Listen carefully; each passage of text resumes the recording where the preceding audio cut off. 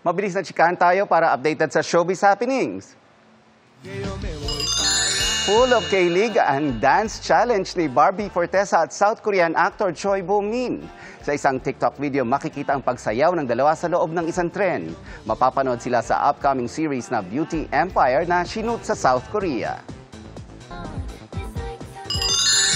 Isang TikTok trend din ang sinabayan ni Rian Ramos. Tuwang-tuwa ang fans dahil suot ni Rian ang kanyang costume bilang mitena sa sangre.